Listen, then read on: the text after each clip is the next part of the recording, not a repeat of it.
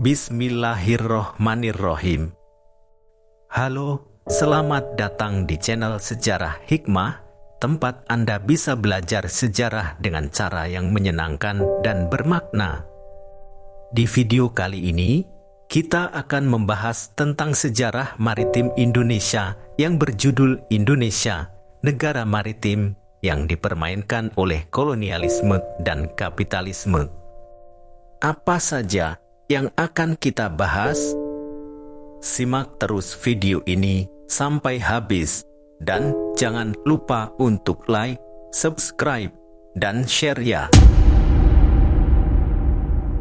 Indonesia adalah negara kepulauan terbesar di dunia yang memiliki luas laut sekitar 3,25 juta kilometer persegi, lebih besar dari luas daratannya yang hanya 1,9 juta kilometer persegi. Dengan posisi geografis yang strategis di antara dua benua dan dua samudera, Indonesia memiliki potensi besar untuk menjadi negara maritim yang kuat dan kaya. Namun, sepanjang sejarah, Indonesia sering mengalami pasang surut dalam mengembangkan kemaritimannya, terutama karena campur tangan dan eksploitasi dari negara-negara asing yang ingin menguasai sumber daya dan jalur perdagangan laut di wilayah ini. Sejak zaman kuno, Indonesia sudah dikenal sebagai negara maritim yang memiliki tradisi pelayaran dan perdagangan yang maju.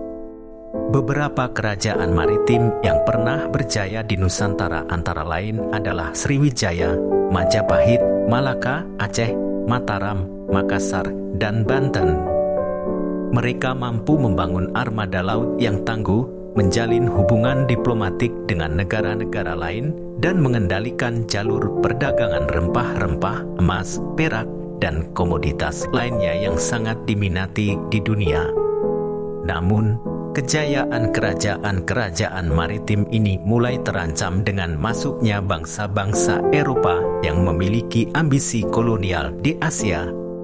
Mulai dari Portugis, Spanyol, Belanda, Inggris, Prancis, hingga Jepang, mereka berusaha untuk merebut kekuasaan dan kekayaan dari kerajaan-kerajaan lokal dengan berbagai cara, seperti perang, monopoli, perjanjian, hingga pembagian wilayah.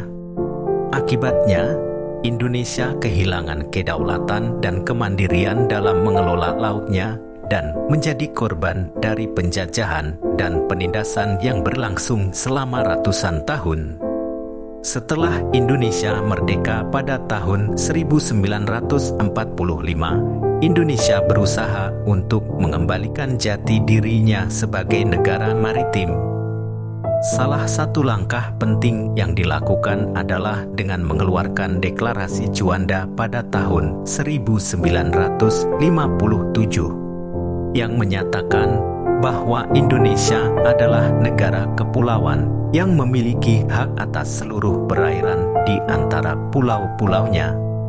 Deklarasi ini merupakan tonggak sejarah dalam pembentukan hukum laut internasional dan menjadi dasar bagi Indonesia untuk menetapkan batas-batas wilayah lautnya, termasuk zona ekonomi eksklusif dan landas kontinen.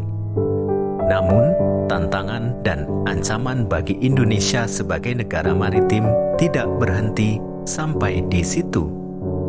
Di era globalisasi dan modernisasi ini, Indonesia masih harus menghadapi berbagai masalah seperti pencurian ikan, pencemaran laut, kerusakan lingkungan, konflik perbatasan, pembangunan infrastruktur, pengembangan sumber daya, hingga persaingan dengan negara-negara lain yang memiliki kepentingan di laut.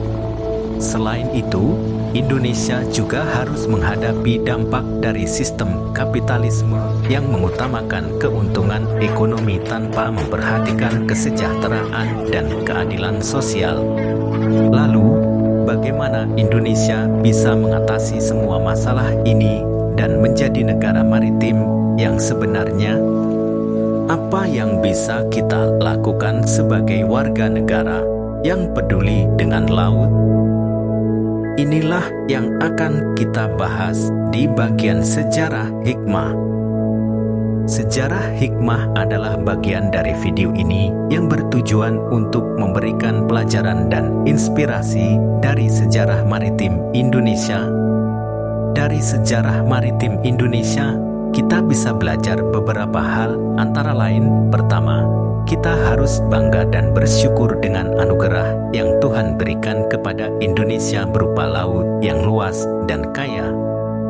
Laut adalah sumber kehidupan, kekuatan, dan keindahan bagi Indonesia. Kita harus menjaga dan memanfaatkan laut dengan bijak dan bertanggung jawab sesuai dengan prinsip-prinsip kemaritiman yang berlandaskan Pancasila dan UUD 1945. Kedua, kita harus sadar dan waspada terhadap segala bentuk ancaman dan gangguan yang bisa merusak kedaulatan dan kesejahteraan Indonesia sebagai negara maritim. Kita harus bersatu dan berjuang untuk mempertahankan hak dan kepentingan kita di laut, baik secara hukum, diplomasi, maupun pertahanan. Kita juga harus berani menentang dan menolak segala bentuk penjajahan dan eksploitasi yang dilakukan oleh negara-negara asing yang ingin menguasai laut kita. Ketiga, kita harus berinovasi dan berkembang untuk meningkatkan kualitas dan kapasitas kita sebagai negara maritim. Kita harus membangun dan memperkuat berbagai aspek kemaritiman seperti sumber daya manusia, ilmu pengetahuan, teknologi, industri, perdagangan, pariwisata, budaya, dan lain-lain.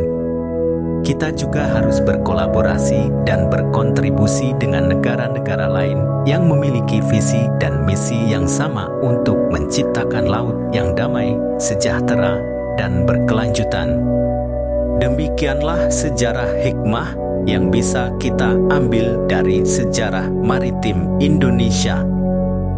Semoga video ini bermanfaat dan menambah wawasan Anda tentang sejarah maritim Indonesia.